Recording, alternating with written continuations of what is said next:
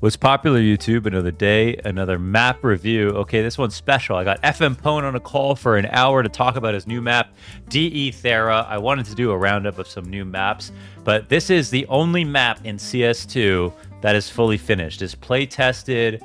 FM Pone is obviously one of the headliners when it comes to the mapping community. It's his first project. It's the first CS2 map that is fitted, finished, and ready to look at and be criticized. So got him on a call to talk about it. Why don't we go ahead and take a look? Remember, you got the best CS2 headphones on the market if you want to hear the beautiful sounds of Santorini, and boxermovement.club if you want to get yourself a shirt. Get in the club, baby. All right, boxermovement.club, head on over. All right, let's hop in to DE Thera with the legend FM Pone. Okay, so for everyone at home, I'm on a Discord call right now with FM Pone, who created this map. He's obviously created a ton of maps. I think FM Pone has probably spent thousands of hours looking at every part of this map, so I thought it would be a good idea for me to give a first look after I spent like an hour in the morning this morning looking around, thinking about angles, thinking about where nades would land, thinking about aesthetics and stuff like that, and then get FM Pone to comment on my thoughts. So does that sound good? Yeah, let's do it. Okay. First of all, Mykonos, right? Santorini. Damn it. Okay, right. Thera, which I think Mykonos is very close. Oh, okay. Well, haven't been to either, but have always wanted to go. Have you been there? I have not. I actually considered, like, should I just go so I can take reference photography, but I don't know. So this would be a good one, better than Cash to actually visit. Yeah, you wouldn't expose yourself to anything dangerous, I think, maybe here. Right. Except like great cheap food and a beautiful view. So actually, okay, I got a first question. I guess I'll just start with a question. You've played with like whiter maps before, brighter, whiter maps, like you did Season in the past. Subzero also had like some, whiter elements. Is this something that you wanted to bring into a map specifically to like try to make it work, or is this something that you feel like is just missing from what we see in the competitive map pool right now?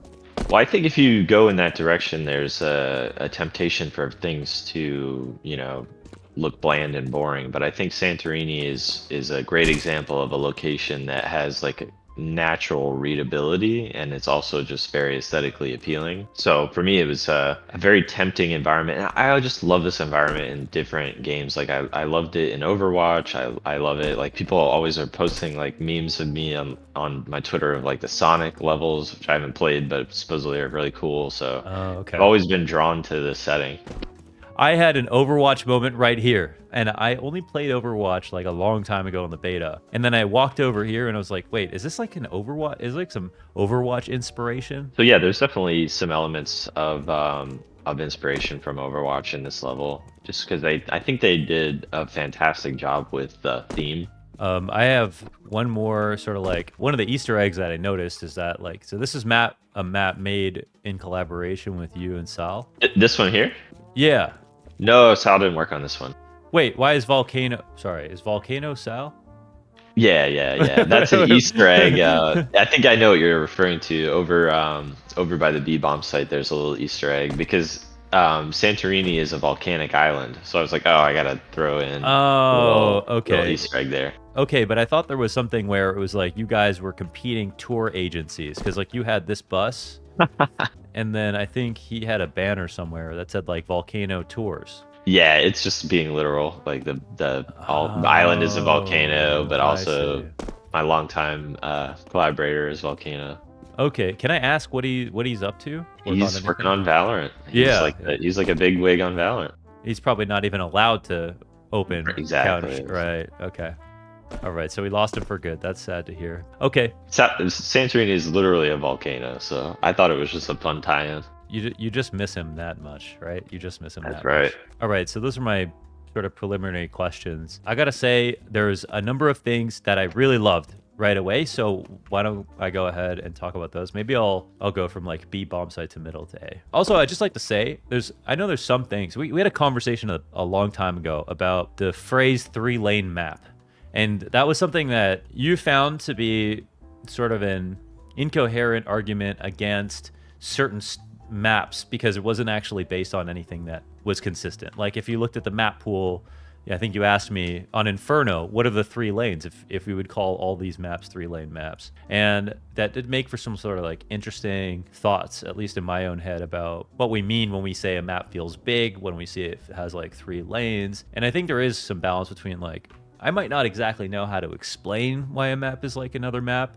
I might not be able to explain why the B bomb site and A bomb site on Anubis should be flipped, but I'm pretty sure that they should be. And on like a map like Overpass, like I think you told me that it's actually not quite as big as I thought it was, but I still feel like the map is enormous. So I guess I want to start with, on this map, I feel like we're in like a medium sized to above medium sized map. What do you think about what I just said? And do you think that's a fair assessment? Yeah, I disagree right off the bat. No, Okay. I'd say medium size. Yeah. Okay. When I was working on it, I was worried that it would be too small. I mean, so it just goes to show, like, you don't know, like it's.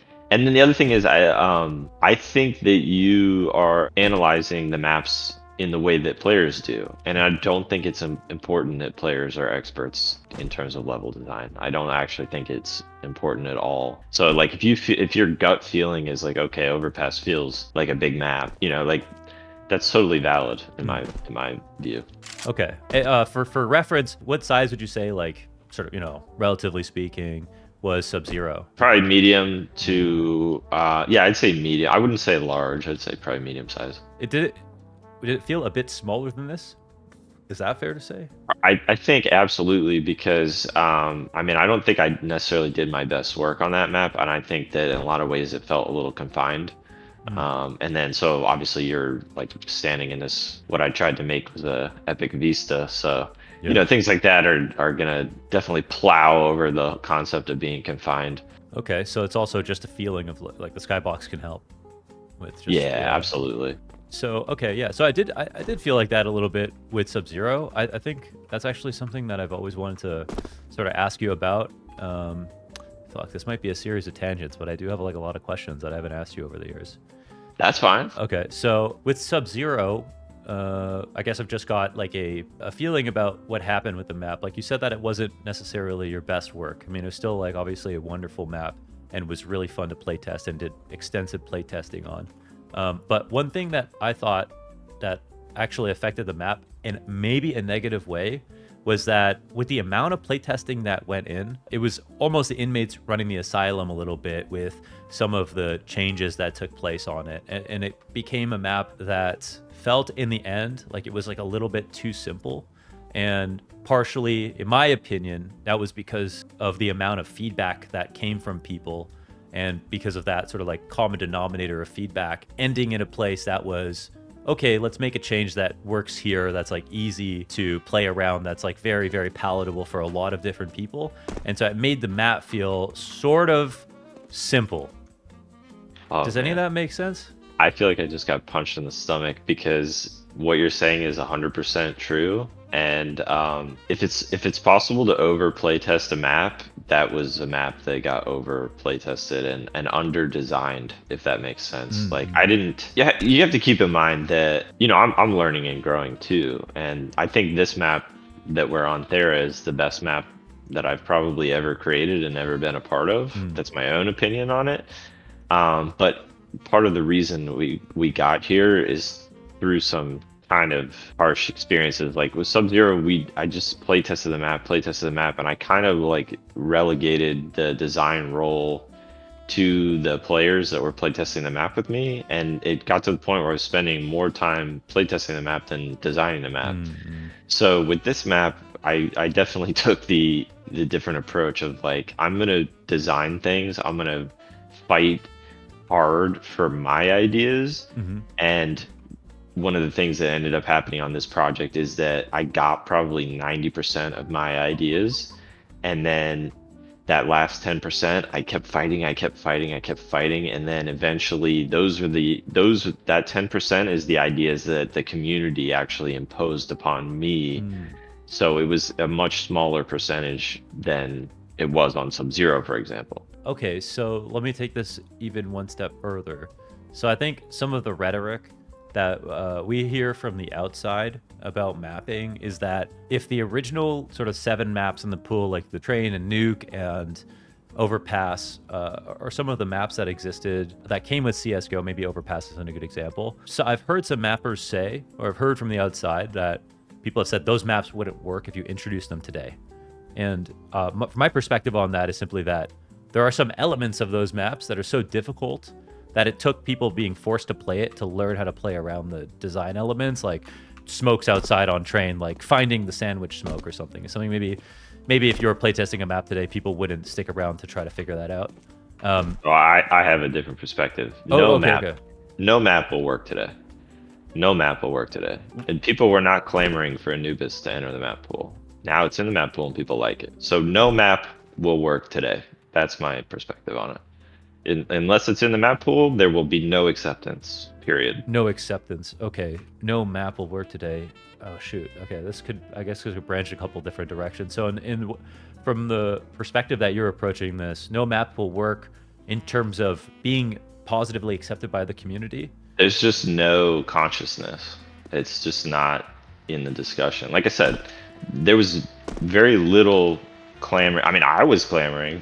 There was, okay, a very small subset of the community was saying, like at one point there was Breach, Anubis, and I apologize to whoever, I can't remember the third map, but there was 3 quality maps that had been introduced to the game. And I was saying to myself, clearly Source 2 is on the horizon. Like they need to give one of these maps a shot, like in the map pool, because it had been like 7 years or 8 years since Cache had been introduced. There had been no community maps introduced to the map pool. I had no dog in the fight because I was working on Alex stuff.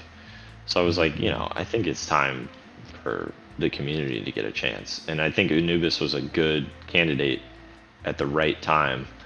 But it's not like there was this groundswell of people saying Anubis must be the map that is added to the map pool. Like that just didn't exist. And I think, you know, that people should be clear about that history. Okay, I guess I was thinking about this sort of from a meta perspective, that there would be no way to like teach somebody how to play or to play test or to get used to a map like Train.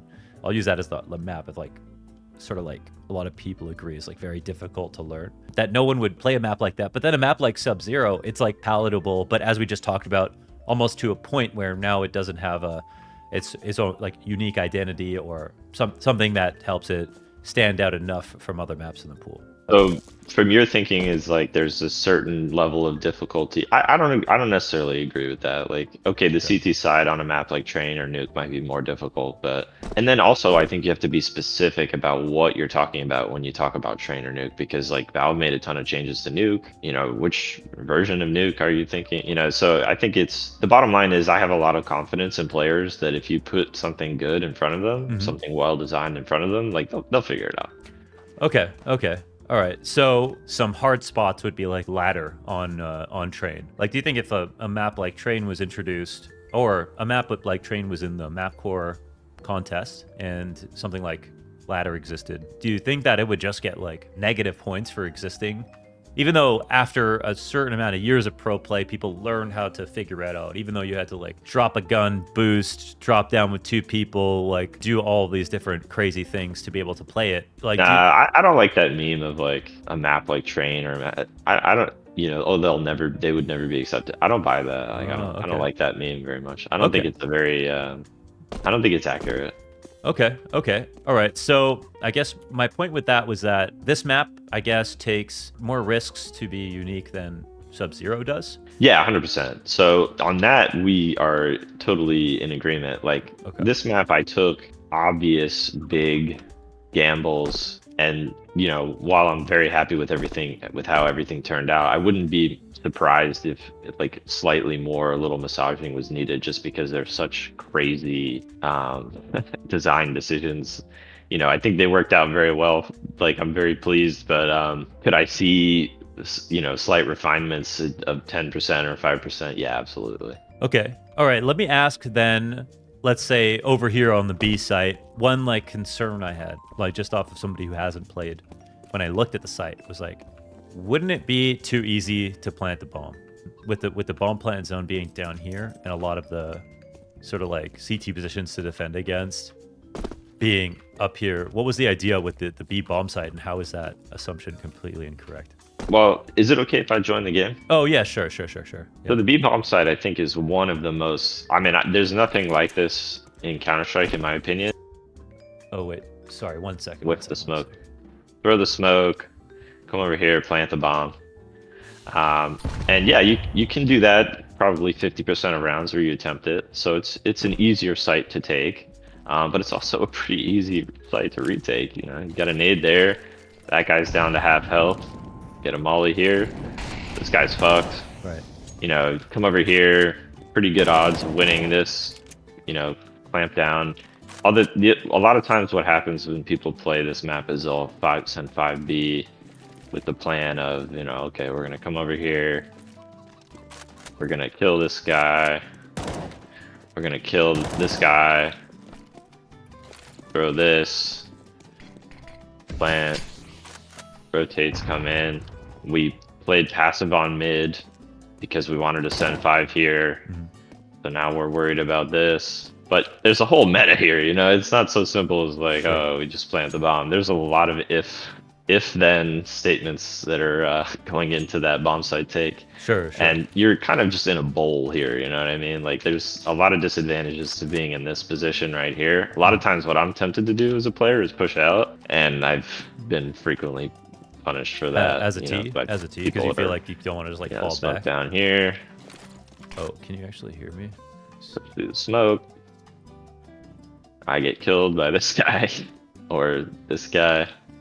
So there's a whole meta around this bomb site that I'm relatively familiar with. I mean, there's a lot of things that are X factors, like what's gonna happen with ladder? Is this guy gonna come out here and get a 3K, or is he gonna get killed immediately domed?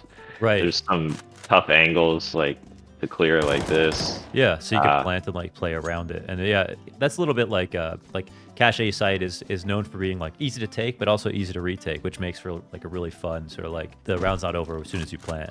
Yeah, so one of the things, if you open Google, there's this program called CS Demo Viewer, and you can get you can analyze demos, for example, demos taken from the Faceit Hub where the map is being played.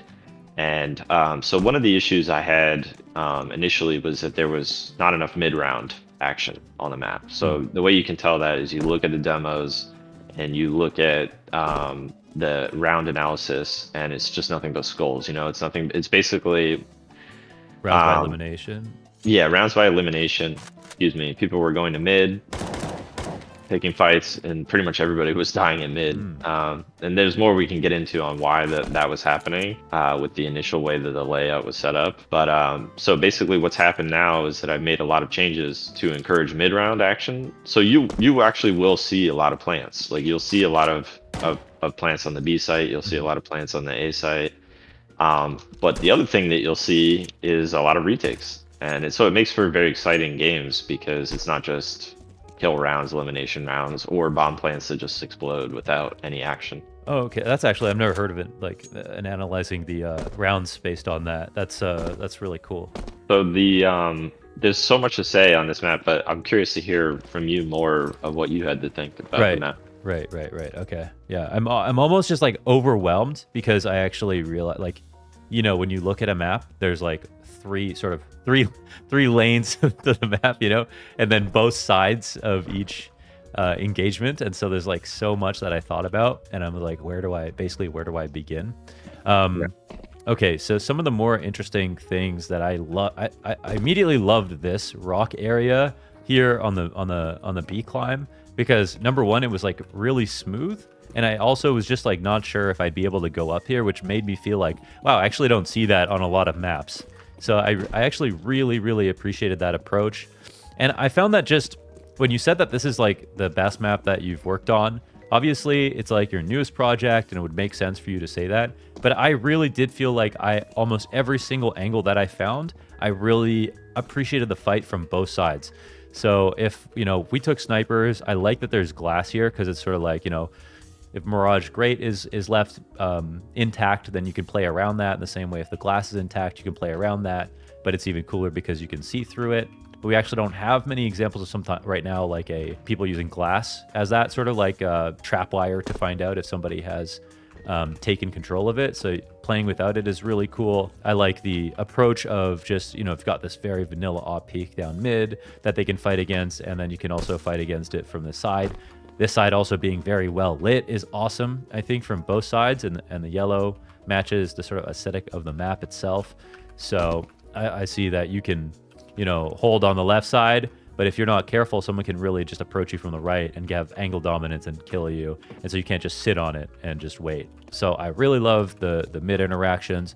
I love the idea of, as a T coming into mid, how I could throw a smoke down later, literally like right here, both block off window and allow me to approach for the split on B. Oh, I'm gonna do that. I haven't actually done that. That's a good one. Yeah, because like I think, like, you know, like the new way people are throwing smokes is, it's like, not, you're no longer smoking choke points anymore. People are smoking just to scale. So, and when you think about this gives you so much range to, like, to both get into mid and get into positions where you could lurk, or fully like split the B site. And the rest of the split is actually quite easy. So I feel like once you get somebody into here, you can compromise a lot of really, really important spots. It doesn't cost you a ton of utility, but conversely, when you get out, you are exposed to a lot of angles. So I think there's a lot of good counterplay for people who are trying to hold it.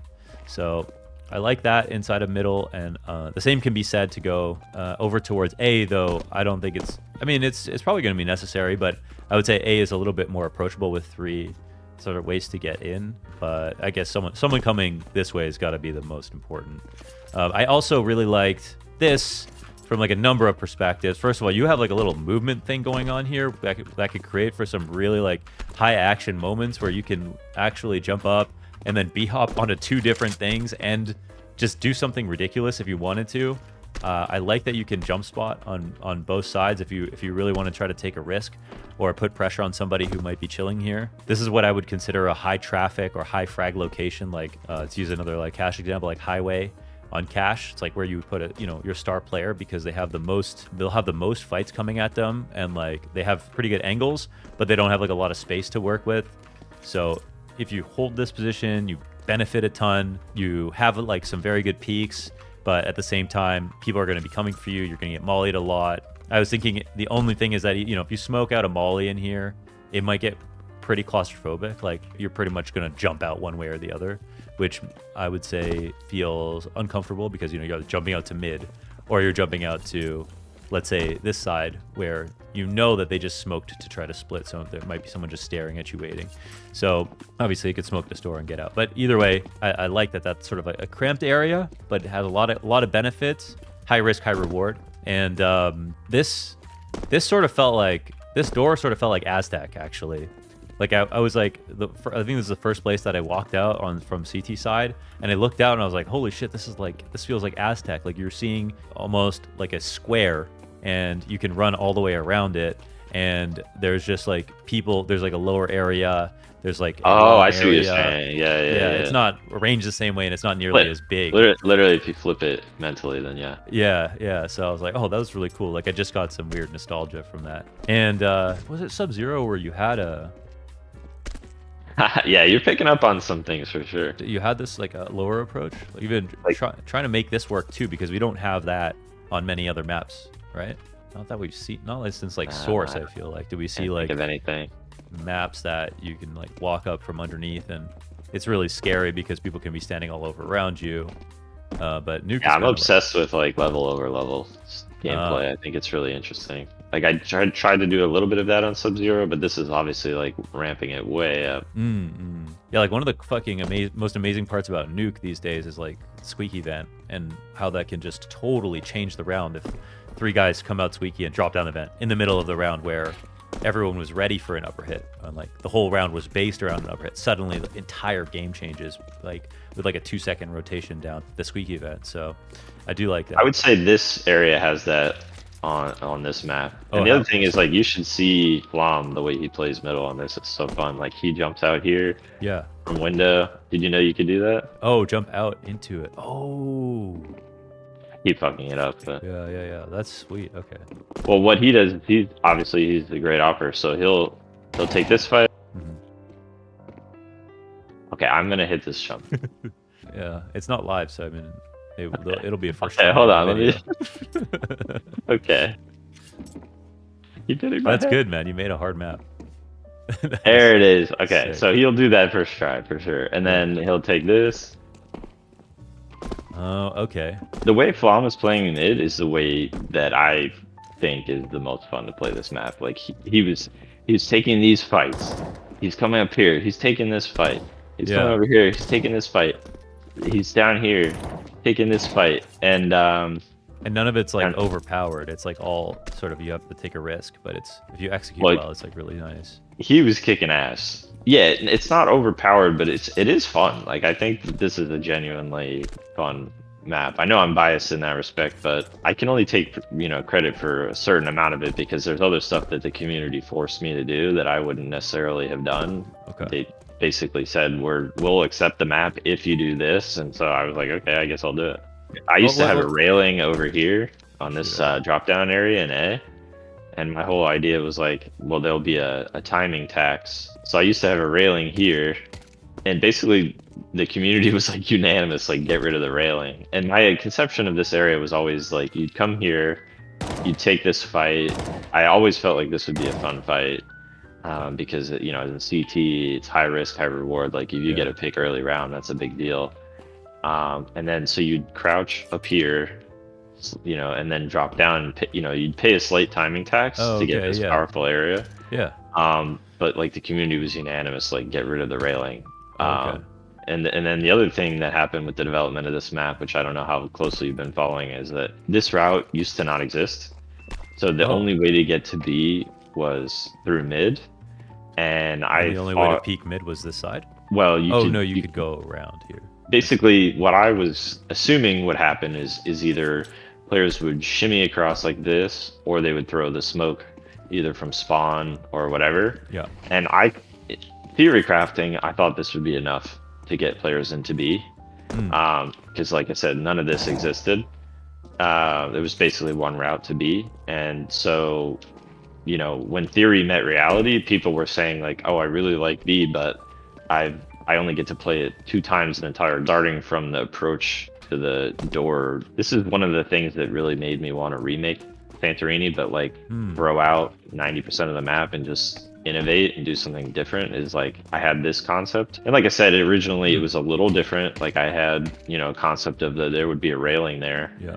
But now I really like that the community forced my hand on that because it feels so smooth to just drop out of here. Yeah, and you can also jump into it now, like this way. Right. Yeah, and it's not as awkward to jump in, right? Yeah. So what ends up happening, and you're obviously started the discussion back here, but I think in order to get to there, you kind of have to talk about the totality of what happens in the round that leads up to it. So like, what I think is right now a very strong tactic for tees is to get a smoke here, and work your way into this garbage position, which a lot of times there'll be a CT playing here, and so now you've got just a deadly flank on them. Maybe you get a 1 or a 2k just from that. And then the other major tactic that happens with these double doors is obviously you can throw complete executes from this position, right? I mean, you can really devastate the site with smokes and flashes. But my favorite thing to do on this map is get an op and play right here in the backside. Yeah. Obviously it's balanced in the sense that if they do throw that smoke here, now they're past you and they're in mid and they're really wreaking havoc on the entire map, getting a ton of map control. But this is a challenging spot to clear. I mean, you have tons of options. You can come down lower, totally safe and secure, and kill this guy, or you can come long, totally safe and secure, and kill this guy. But it is a challenging position to neutralize. I mean, you can't throw mollies from all the way back here that are going to hit that. And it is a very, very powerful op angle. And I just think it's a ton of fun to play. Okay, yeah. Yeah, I felt like looking at it and thinking about opping from there, that a lot of things would just come down to it, basically. But if you smoke here, there'll be a lineup to nade, so that could be a very important part of it. I mean, the thing about this map is like if you're playing this map, buy grenades. Spend the $200, $300 to buy grenades. You know what I mean? Like this is a very tactical map. When you throw a molly here, it is absolutely devastating. And then coming over to the B site, there is this very powerful tucked position right here. At the same time, if you throw this molly, that guy's completely fucked. Right. So this is a map where you buy grenades. You know what I mean? Yeah, Like yeah, it's totally worth your investment. And yeah, you might die mid round, but on those rounds where you have a smoke and you stick in this site, yeah. you're gonna get that diffuse 50% of the time, probably. How often are people playing from here? Like spotting, or are people opping usually, or? This is a very situational position, Okay. but I don't. In this all this whole time we've been talking, we haven't talked about this. So let me show you one thing. Oh shit! No way. That's fucking awesome. Oh yeah, that probably should have been the first thing on the list because it makes a huge difference in the way the rounds play out. Oh, that's so sick because it like you could actually feasibly do this without putting yourself in like complete jeopardy. Oh, I do it all the time. Yeah, I get probably 1 kill a game using that. Oh man, that's awesome. And then you put yourself. I mean, if you're opping, you drop yourself into like such a sick angle right here. You can see like Brokey having a highlight, just dropping out. I can't believe talking to launders. It took me this long to get to the KZ. Well, we did mid, and I was like, oh, that's the one. Oh my god, I feel like such a failure for not bringing this up sooner.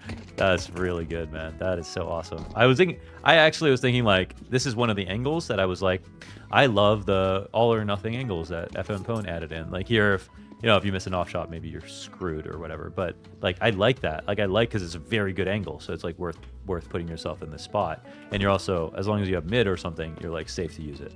So. Yeah, like, so this bomb site is really interesting because there's just tons of trade-offs. Like this is a very strong angle on double doors, but now in order to play this angle, you are exposed to the long angle. Yeah, right. And you're not looking at it. And then similarly, play that angle. I drop down. Your back is completely exposed to me. Yeah, yeah. And it happens all the time when you play this map. Like people will drop down. I always. Basically when scenario that happens very frequently is there'll be a smoke here, bombs down, I'm a terrorist, I'm holding this tuck spot, somebody throws a molly here, it's a little off, it doesn't quite reach me, and I'm sitting here in the window just watching for the drop, because somebody will drop and I'll get the kill.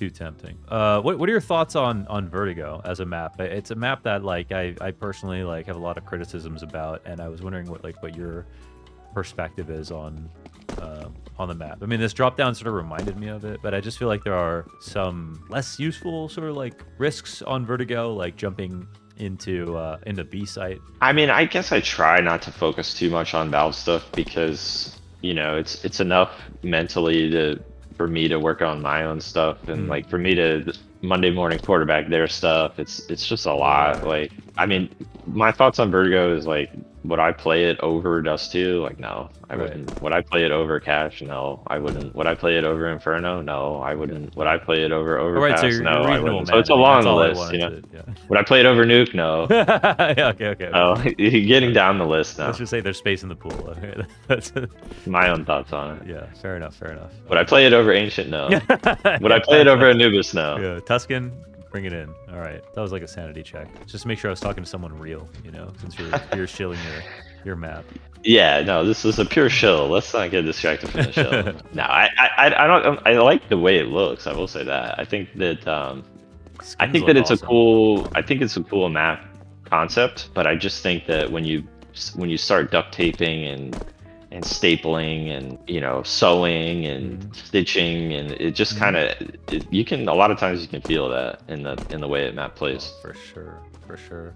Actually, okay, one more question about that. In terms of like Valve logic, because I think it seems to be the case that in the past maps have been removed because of like a low play rate on matchmaking. It feels like now you're on the chopping block for like whenever they. Yeah, I already don't agree. Oh, okay. So it's not going to be. That's not something that's true. Nah, they just do whatever they think they want to do. Okay, well, I don't think there's a data-based reason for it.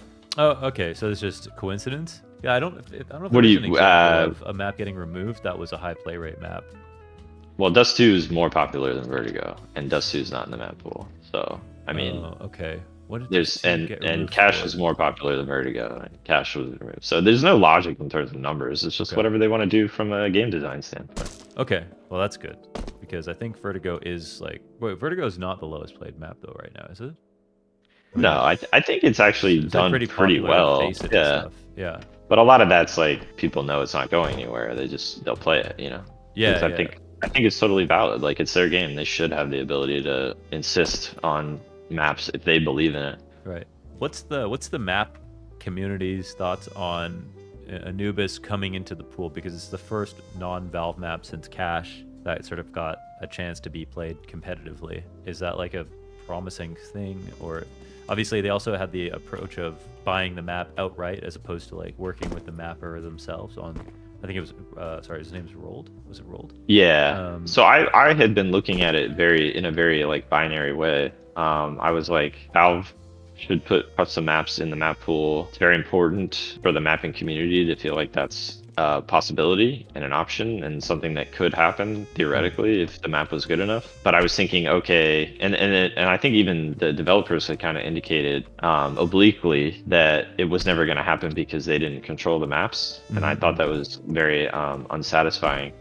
But they came up with a good solution, which is that they just buy the maps and then they own the rights, and then at that point it's a Valve map. So I hadn't really considered that because it was kind of the old paradigm, but they kind of brought it back, and now it's just like more compensation than it used to be a long time ago. So is that satisfying? Is that satisfying as a solution in terms of like, let's say you finish Thera up and Valve wanted to approach you to buy it, like would you be comfortable selling it? Would you feel like, oh, it's a shame? I mean, it would be bittersweet, but right. You obviously want the map to like go through the full range of progression that it can go through. Yeah. And if that's the ceiling, then I wanted to break through that.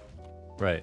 And you also, when you're finished a map, obviously, you want to have a hand in updating it, but you're not somebody who just like works on one map for their whole life. Like you do like have other maps that you try to make, and you keep doing new things as well, right? So well, if Valve bought this map or another map, I would have to assume that they think that and this goes for really any community map, that they think that it's going to add a lot of value to their game, and it's going to help the game, and it just fits whatever their goals and objectives they have. So at that point, like with this map, I don't think there are like a ton of crazy updates that are going to happen with this map. So just taking this map for example, like I think I've taken it maybe not as far as I can go, but I've taken it like very far, so if they had their own ideas or concepts, I would almost just be curious to see what those would be.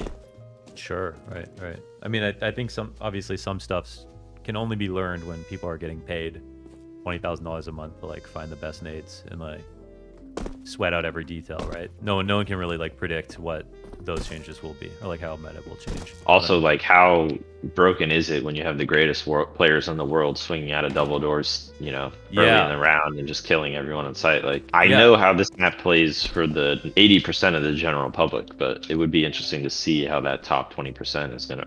That was actually something that Simple said recently. I can't remember to which teammate, if it was Bit or somebody else, but he said he was talking about Inferno. And he's like, on an Inferno half wall, you can like spot a certain way in tier 2, but when players like Nico and Zywoo are peeking at the bottom of Banana, you have to jump spot this specific way because they will kill you doing it the other way.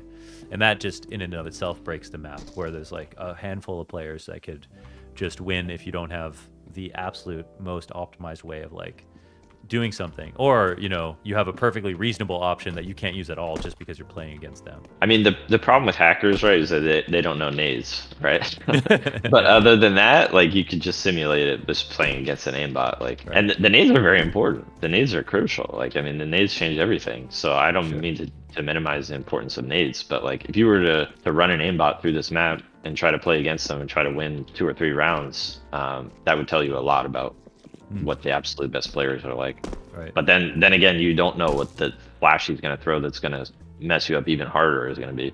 Right. Okay. Oh yeah. What was the vision with this lower approach? Like when you envisioned clearing angles from down here, how did you envision it? And how did you envision you always needing a split to take place when you could do it? Did you envision something where you could be like, yeah, this is another area that the community made a design decision for me. So like initially what existed here going back on release date for Thera was that there was no upper section. Oh, okay. It was just this. And so you'd come down here and you'd take this fight, and it just You know, the idea Double was doors, obviously like the double doors were so powerful that you can use the double doors and a guy down here, which is a little bit of a weaker position, and together you guys can coordinate and synergize and take the site. But it ended up being that this position was too manageable for the defense. You know, either they'd send somebody down here, or it's just not a powerful enough position on its own. So what the community indicated that they wanted was options. So then this route got added. And this route, I'm really pleased with how this turned out, because I like the angles down here. I like this angle, I like this angle, and I like the ability to them slice one and at a time, dice right? these. Yeah, exactly. It's all very manageable. First, you're worried about, I would say first you're checking this, then you're checking this, then you're scanning here, taking this, then you're taking this, this, and then lastly, you got to worry about this guy. But what's cool about this guy, because it is a powerful position, Oh, cool. is you can molly him off, Oh, that's really cool.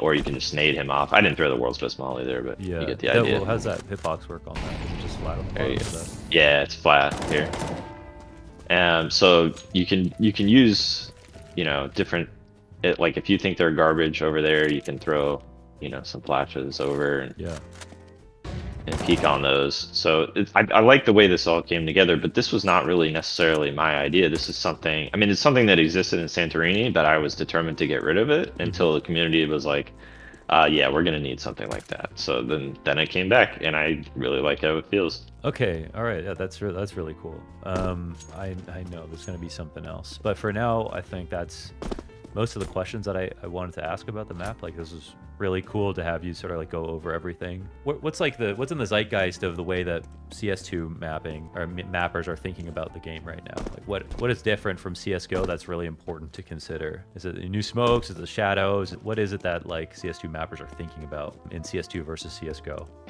Well, I can just tell you from my own experience, like, I mean, we've been over all the changes that have happened to this map since release, and I don't know if I would have had the stomach to make all those changes just on a technical level in Source 1, because the engine was so, once you made something, it felt like it was kind of concrete, and it was kind of hard to go back and change your mind and iterate, especially because if you were to do it, it would take, you know, weeks, and you'd have to re-optimize everything. But like, I can just tell you on a fundamental technical level, this engine, when you make something, it'll just run well. Wow. Okay. It's very performant for maps, in my opinion. Like, I'm even working with somebody else on a map, and they're like getting all hung up on like, oh, like, you know, I want to make sure that, you know, we're building it in a way where it's performant. I'm just like, dude, the engine runs well. Just make cool looking shit. Like, you don't have to worry so much about performance. It really does run very well. I understand like it's fluctuating with each update and stuff, but the mapping side of things is very optimized, and it's very easy to make changes. So yeah, when I had to make all these updates, like, it didn't actually take that long. Are you seeing like new people trying mapping because Hammer 2? I mean, even I opened Hammer 2 when it's... That's so funny that you bring that up, because the guy who runs the server for me, like my main playtester, we call him Bowl Cut because he's got a bowl cut. His name is Connor JC. He even loaded up the editor, and he made something really cool, and I'm like, what the hell? Like, like things I never thought would happen. Like, yeah, it's definitely just much easier to work with. I mean, you could definitely make a map. Like, it's not unattainable as a goal. You could absolutely do it. It's gonna look like this? Half as good? Half as good? Well, that's what I told him, is like, okay, let me hook you up with an artist. Like, you'd make a layout. Okay, so what percentage of like the stuff on this map is like, what entities are custom, what things are like the drawings in here, for example, like the painting on the wall in Sniper? This map is 99.9% custom assets. Oh, okay. It's by far the most, even more than like the cache remake I did, the second one for CS:GO. Like, this is the most custom. The map is entirely custom assets, and I was worried, you know, am I going to be able to fit this in the workshop 2 gig limitation? And I was able to do so, but I definitely was concerned because I hadn't shipped a level for CS2 before, and I wasn't sure, like, you know, how big are my assets. I should know the answer to this question, but like, when you say custom assets, like the painting in that Sniper's room, for example, does that mean that you drew this? Yeah, it's a collage basically of different images, and it's a, you know, like, these chandeliers are completely modeled. You know, I drew this, you know, from scratch. So Yeah, everything is custom. There's nothing that's like taken from the game. I mean, there are little stupid things like this crate here is taken from the game, but you know, this door is not, these lights are not, this texture is not, this is not, this is not, this is not, this is not, this is so on Right. and on and on. You know, I can name on probably one hand the assets that are from the game that are in this. This motor is from the game. Okay, one final question for you. Something else I've always thought of, always wondered. Mapping is a lot of effort, and like each map you make, I don't think anyone holds out hope that they're going to end up in the 7 maps that will be in the competitive map pool. So, how does it feel to finish a map, to go through a playtesting cycle, and maybe to get to the point where you're like, oh, I'm actually going to work on something new now, and accept that maybe this isn't the map that's going to make it in? What's the feeling like? Are you still sort of just like happy you made something beautiful art that you can appreciate, that you got to play test with a lot of people, or does does a lot rest on the thought and hope that it can one day be played in the competitive map pool? Well, there's tiers of achievement, at least. Okay, so I don't know what it's going to be like for CS2, but I can tell you what it was like for CS:GO. There was tiers of achievement, right? So you could get a map included in an operation. You could have the map return for subsequent operations, or you could have the map go into the active duty map pool. So for what was it, 10 years of CS:GO, 2 community maps ever made it into the community map pool. So it was that one every 5 years. So it was Ash, and then it was Anubis. So those are the tiers of achievement. So theoretically, the same thing could happen again for CS2, or they could go in a completely different direction. We haven't even seen a single community map included in a game yet. So theoretically, that's also an option. Yeah, I like the way the piano accentuated that. That could be an option. Yeah, there's different possibilities. And in terms of how does it feel, obviously the best feeling is the highest level of achievement. And Yeah. you have different levels of satisfaction as you go down the list. Right. Like, is there like a terrible feeling if like you just? Yeah, the worst thing that can happen to you, I think, is what happened with a project called Crown, where Valve said, yeah, we're going to put this in the game. And then they're like, we changed our mind, we're not. Oh no! Oh my God! That's like So that would be the worst feeling. Yeah. Okay. That's pretty brutal. That would be like not literally winning the lottery, but if someone you got the numbers right, and then it's like, no, you don't have the numbers right actually. Yeah, actually, you did not get the numbers right, even though we told you. No. Oh, Like, but the experiences like that, I'm grateful for every single experience, positive or negative, because at the end of the day, like, I'm really proud of this level, yeah. and I don't think you get here without the suffering as well as the joy, if that makes sense. Yeah, for sure. When I think about who suffers the most in the community, I always think of mappers. I think that's fair. I think for me, because I think, like, first of all, you're like an architect. Like, you're good at art, you're good at design, and you're one of the few people that can sort of make that happen. So your calling is to make maps. You have to make them. It's like your destiny. So that part sucks already, because then you got to put in so much work. And then when you make the thing, then not only do you get to you have to make it in peace and do it by yourself, and have like a canvas, and you just work on it every day whenever you feel like it, but you have to get it play tested. So you have to get so many people to come in and try it, and then after thousands of hours of both making the map and getting people to play test it and going through feedback loops and figuring out what you need to say yes to and what you need to say no to and stay firm on, then you have to also wait for the hand of God to accept your map on the basis of arbitrary criteria, or right timing, or just maybe it wasn't good enough, and then you have to sort of accept the outcome in the very end. That's why I think that I've always felt like mapping is the most painful thing possible, that we really appreciate, by the way, that we all really appreciate that mappers like you exist. Oh, that's nice.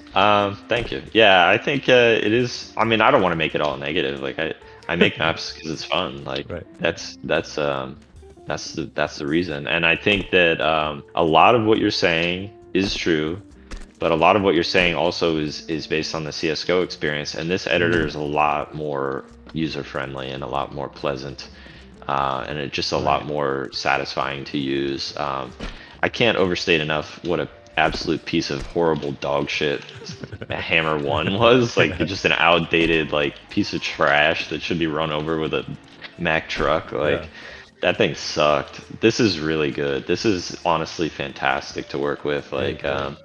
And the ability to move assets from Blender or Substance Painter into this is just a joy, and it really is. It's like going from horse and buggy to like a jet. Like it really Ooh, feels okay. tremendous. I like that. That's a huge leap. Okay, I think we'll end it there. Dude, thank you so much for the talk. Of course, this is going to be like spliced in, but I really appreciate being able to like talk over this map with you. And like it was honestly amazing to like look at it this morning. Just really great. I've been really enjoying looking at Source 2 maps overall, because just aesthetically everything's looking so good. So yeah, appreciate your time and appreciate your thoughts, man. Thank you for having me. I love talking about custom maps, and I'm always down. Awesome. All right, so originally I was going to make a video where I just talked about everything on the map and then had the interview spliced in, but the interview is so good, man, that I was like, why don't we just cut the interview up to make it more sharp? But yeah, that's FM Pone talking about DE Thera with me getting a look into it and some visuals from Vivid. I hope you really like that one. We're definitely going to do some more mapping content. I really want to walk the walk when it comes to this, because CS2 mapping seems to have a great future, and it feels like the tools are only way easier to use than they used to be in Hammer 1. So more people are going to try to make the maps, and more great mappers are going to be more motivated to make more maps. So looking forward to making more map content, because it's really nice to walk around, man. It's like really like rubbing butter and Vaseline on your eyebrows when you walk around in a CS2 map. Shit is so beautiful. So yeah, thanks for watching. Hey, I remember boxermovement.club for a shirt. Best CS2 headphones, ASON in the description, 10% off. Get yourself a pair, all right? Take it easy, guys. Thanks for watching. As always, remember, you always have enough money for a deagle.